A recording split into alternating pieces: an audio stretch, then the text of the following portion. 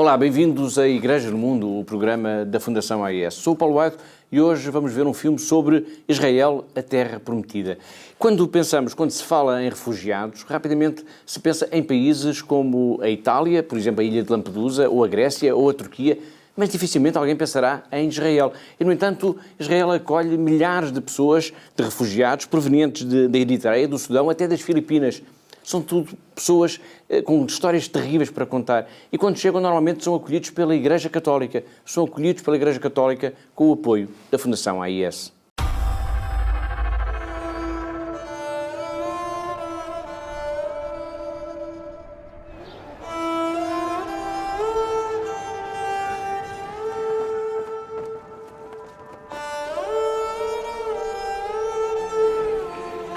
Every year, the Holy Land attracts millions of pilgrims from around the world. It is a special place for Christians, Jews and Muslims. What an average pilgrim is not aware of, however, is that this land became a promised land for hundreds of thousands of refugees from Eritrea, Ethiopia, Sudan, the Philippines and India. Israel, and particularly its capital, Tel Aviv, is a place where they would like to start a new, safe life.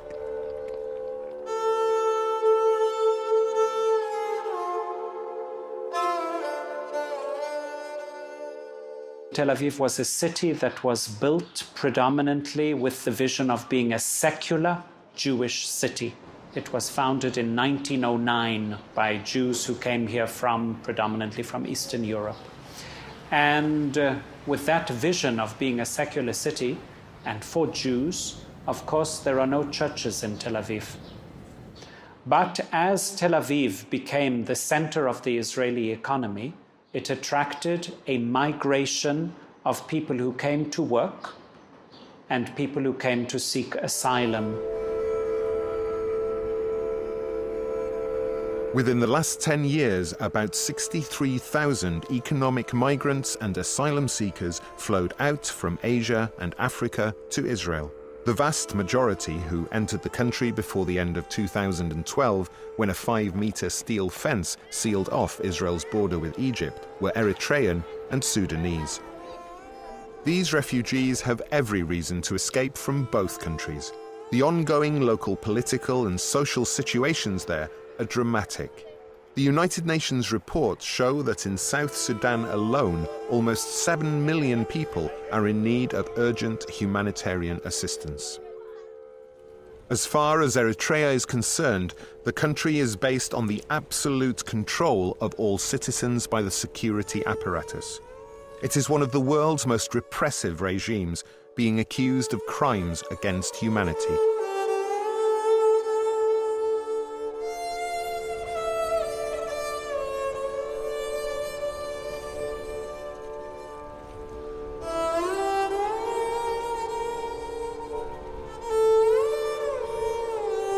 Extrajudicial killings, widespread torture, sexual slavery, and enforced labor are on the agenda. 250,000 out of the 6 million inhabitants are under an obligatory, unlimited military service. More than 3 million men and women can be incorporated into the army at any moment, regardless of age or sex.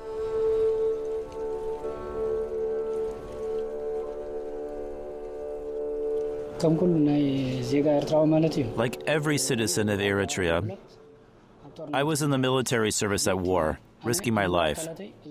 They mistreated me physically. Some men serve in the military armless or without legs.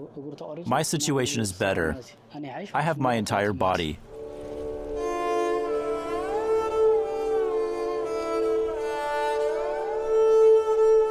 Faced with a seemingly hopeless situation, Eritreans feel powerless to change their fate.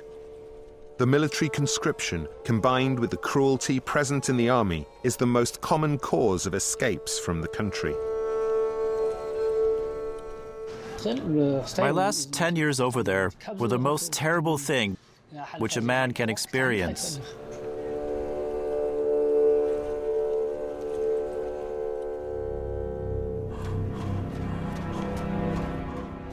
I decided to leave my country and try a different life. After my escape, my wife was denied the access to ration food and other basic necessary things for living, namely sugar and oil.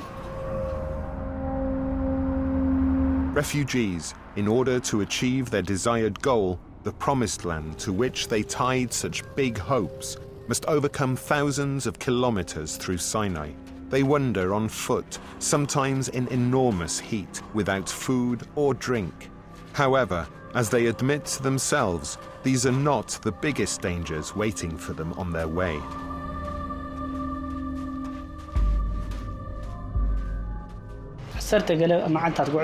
I have walked on foot for 10 days to Sudan, where I stayed 8 months. From there, I came to Libya. Then, we were arrested for 8 months. We managed to escape and arrived to southern Egypt by foot. Then, some people took us to a big car and brought us to Mount Sinai. The Sinai region became, for many refugees, the dead end of their journey to freedom. The situation was extremely difficult. While arrested, we had our feet shackled. I experienced terrible things, worse than an animal, which even animals should not experience. I saw with my own eyes the inhuman treatment, and I thought I would not go through it at all. The life at Sinai was terribly frightening. We have seen terrible things.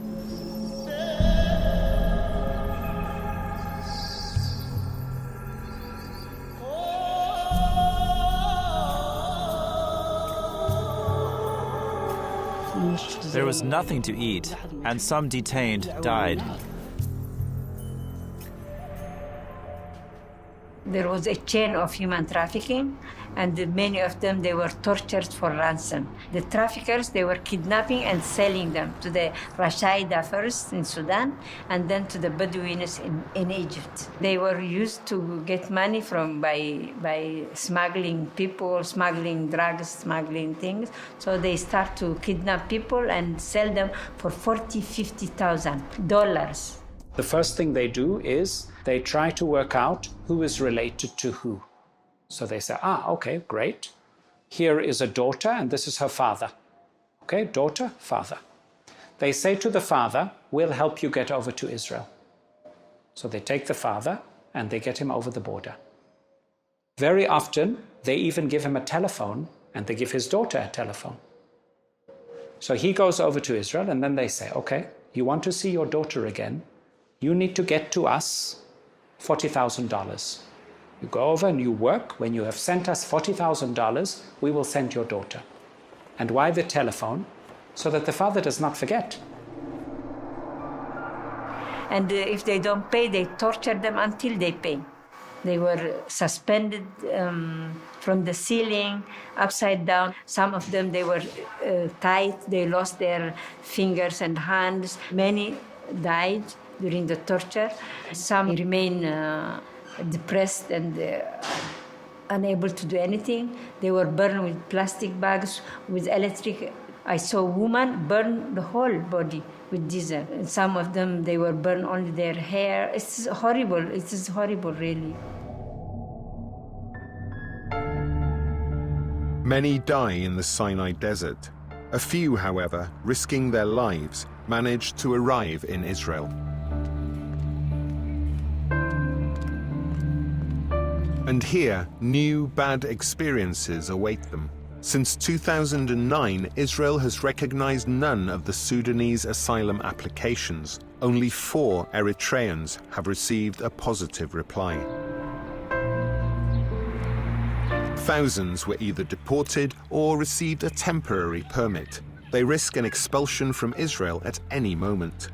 The police regularly carry out checks of Africans in the streets. They are asked to show a proof of purchase of a telephone or a bike. If not, the immigrant may be accused of stealing.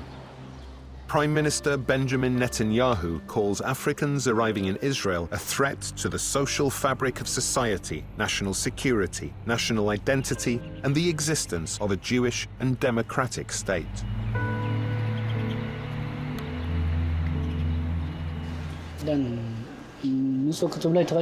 After a very difficult experience in the Sinai, I did not expect such a difficult turn of life in Israel. It is better not to say anything or not to describe our life in Israel.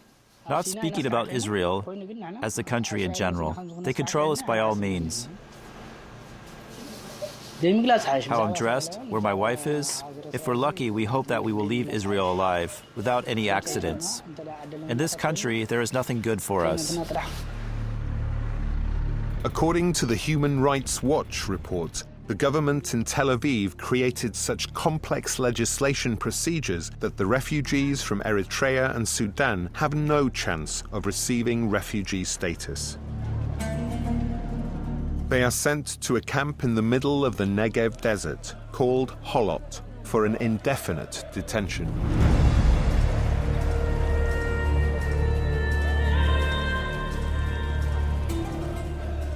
That they can go out, but they have to sign 3 times per day. So it's more stressful because they cannot go the whole day and come out to work. And the nearest place is 80 kilometers.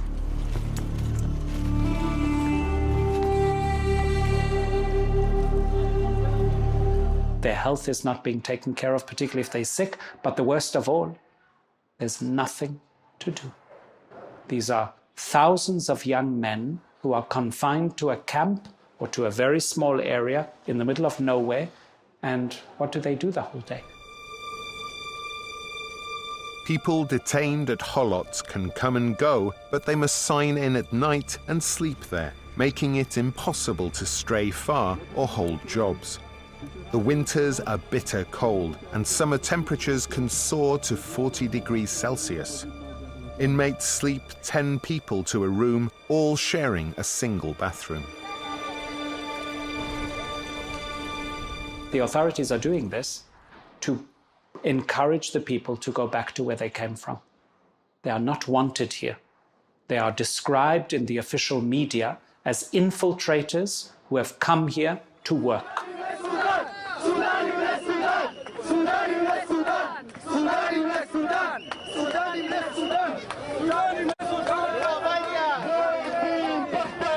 There's no recognition of the fact that Sudan is a terrible place. Eritrea is an even worse place.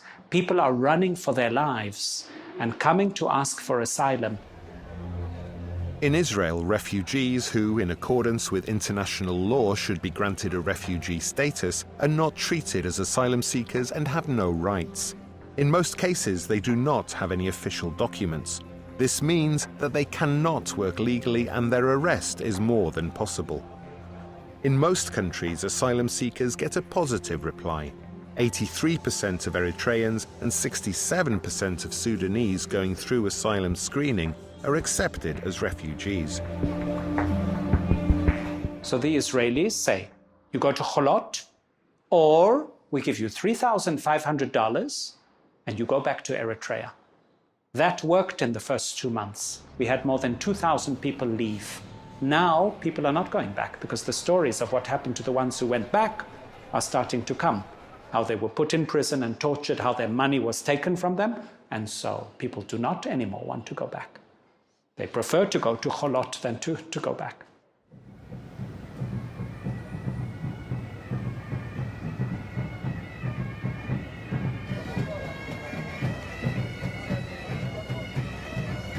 Christians represent around 80% of the total group of refugees and asylum seekers.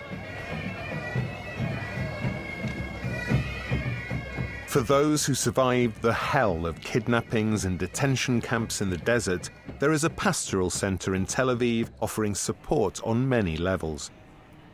It was founded in 2009 and since then plays a role of a church and multi-purpose meeting place for Catholics mainly from Tel Aviv. Approximately 400 faithful attend 7 Sunday Holy Masses, celebrated from Friday evening to Sunday morning at the Our Lady Woman of Valor Pastoral Center. The catechesis for children is conducted in Hebrew, which is the language they speak at Israeli schools. Every year, about 50 children accede to the First Holy Communion, and about 20 receive the sacrament of confirmation. The Catholic Church must be with her sons and daughters here in this neighborhood. Many aid organizations came to our help, among them Church in Need. We decided we want to buy a place and renovate it. Not build a church, that would have taken years, but find a place that can be transformed into a church. A little factory, a little workshop that we could then remodel as a church with space for pastoral activity.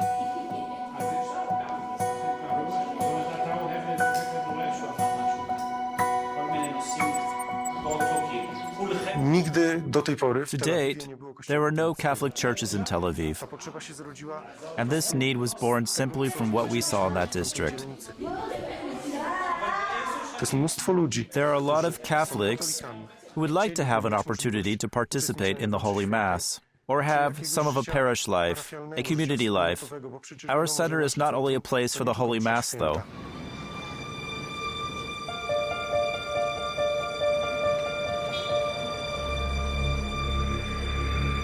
Deprived of work and the means to live, immigrants looking for solutions to their problems are reaching for alcohol and drugs.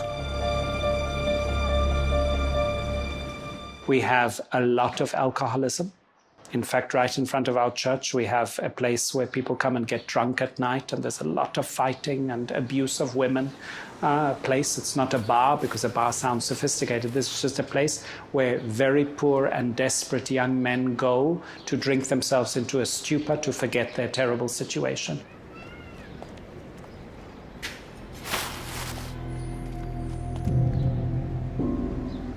We have a lot of drugs in this neighborhood, which leads to a lot of violence and crime. We have a lot of prostitution.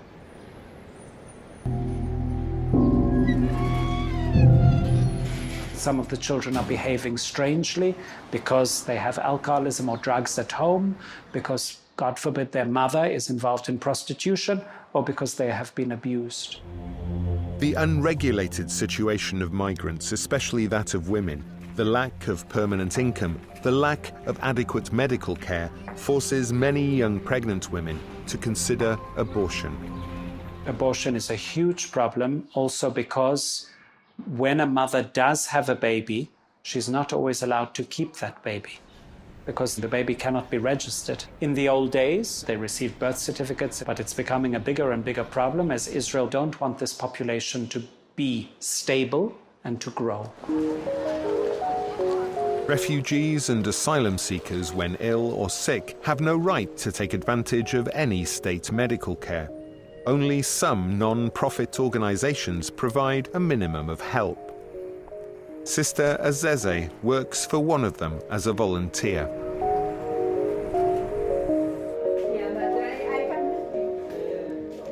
We give them free treatment with all volunteer doctors, volunteer nurses. There are many. The effect of the trauma, of the torture, it has brought also a lot in relationship with their husband, with the people. It's not easy to embrace themselves again and start new life. They are ashamed so much, the women, especially when sexual abuse, they don't tell to other people because they feel so humiliated. They come to me to help them to be strong on their faith and to start again, to trust in themselves that is not their fault. And most of the women want to speak to me separate. They want a bit of spiritual part.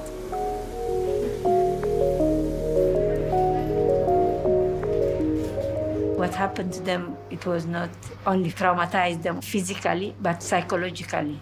They are depressed, they are handicapped. Some of them their legs, some of them their hands, some of them their mind. It is not only in the torture camp, but also the effect of it. You need a lot of great faith and prayer. Only God can heal them. The church is present in this. So because of that, I come, because the people have a light. They have a hope. They have somebody to look or to share. One of the biggest problems the immigrant women have to face is the care of their babies. coming from this very, very poor, struggling background, mothers cannot take time off to be with their small children. The scale of the problem has led Father David Neuhaus and his team to set up a care system for babies. Currently, there are 52 children being cared for by a few migrant women. This system allows mothers to work during the day.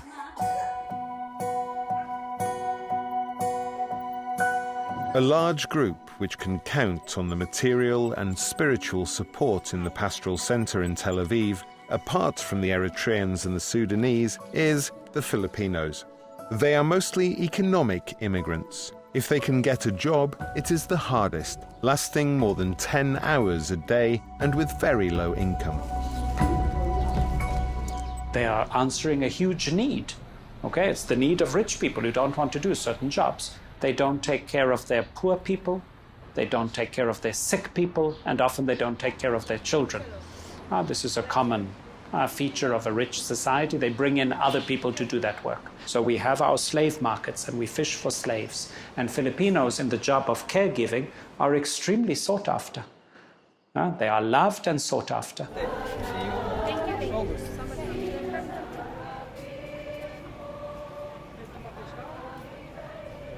These are people whose life is really focused on many, many hours of work. And the few moments of free time that they have, they want to concentrate on prayer. If the Center for Immigrants was not there, I'm sure that most of these people would not reach the church. It is about the receiving the strength for a whole week of longing for their homeland and loved ones. Often these people are very lonely, very confused, thrown into the vortex of acquiring material resources.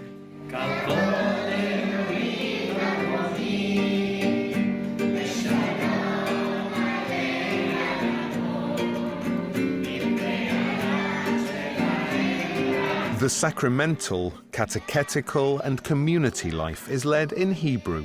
What's more, their Christian faith is confronted by the language, liturgy, feasts and practices of the Jews. In this reality, the catechization of 150 children from immigrant families is a real challenge. The children of the community grow up completely inserted into the society. They sound, speak, behave just like little Jewish Israeli children.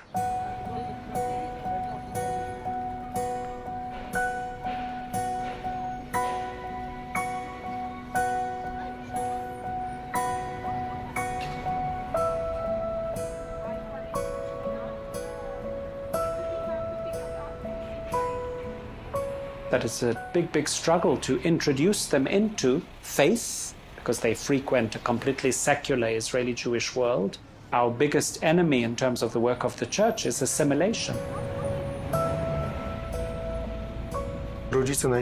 Because their parents work hard, also late at night, the children are raised by the school, some by the street. Therefore, obviously, Hebrew is their first language. That's why catechesis is also in Hebrew.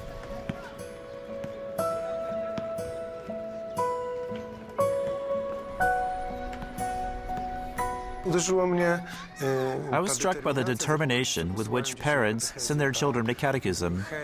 That desire and the gatherings become the only kids' contact with the church, with some religious education.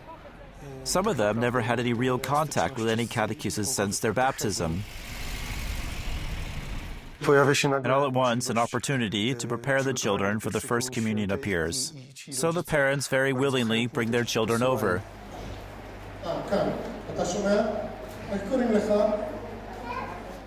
When we start the catechesis of children, there are often some funny situations. For example, when I ask, "Who is our Savior?" the answer is, "Moses, our master." They are taught this way at school. And when I ask, "What saints you know?" the answer is, "Isaiah, Jeremiah." And slowly, our catechesis introduces them to the world of Christianity that is totally unknown to them.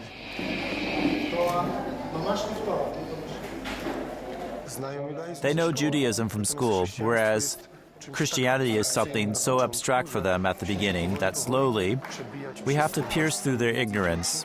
The idea is that they are able to identify themselves as Christians. I am baptized. I am a Christian. I believe that Jesus is the Messiah, and that is my identity. Alongside the catechesis for children, the centre plans to start the catechesis also for their parents. Once, one of the mothers came to me with a question, how to say the word cross in Hebrew. Then she wrote it down. So I'm also aware that not only the children benefit from this catechesis.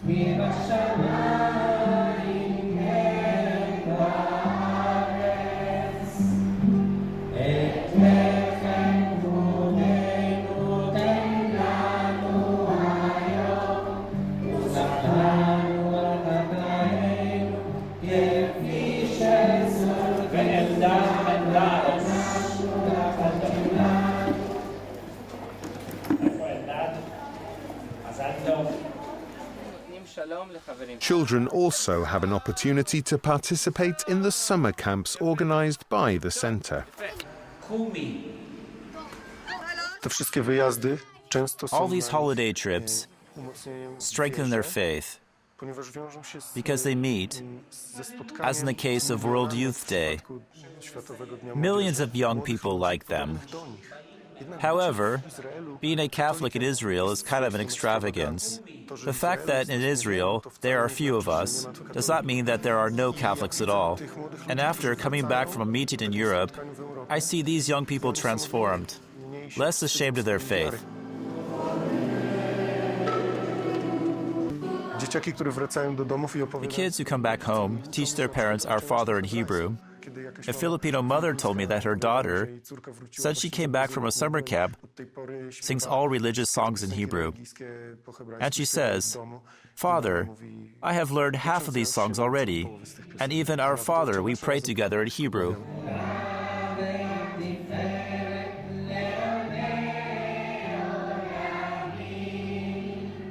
Father Neuhaus also wants to make the centre a place of encounter and dialogue between the two religions of Judaism and Christianity. For many Jews, a Christian was the enemy, someone who persecuted them, who did pogroms, who did Holocaust. And suddenly Christians are coming into their lives as loving hands, as soothing voices, as eyes that are watching over with great care over their parents, over their sick, over their handicapped children. And so the whole image of what a Christian is slowly being transformed by these people. So I think that here also is a very important mission.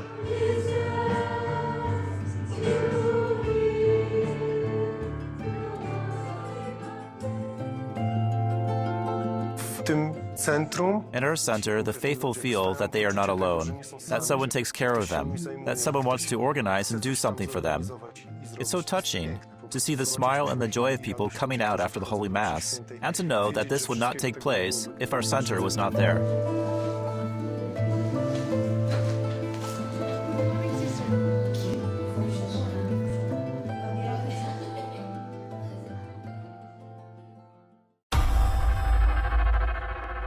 E assim, com esta viagem até ao mundo dos refugiados em Israel, chegamos ao fim deste programa Igreja no Mundo, aqui na sua televisão. Despeço-me com amizade, até ao próximo programa, se Deus quiser.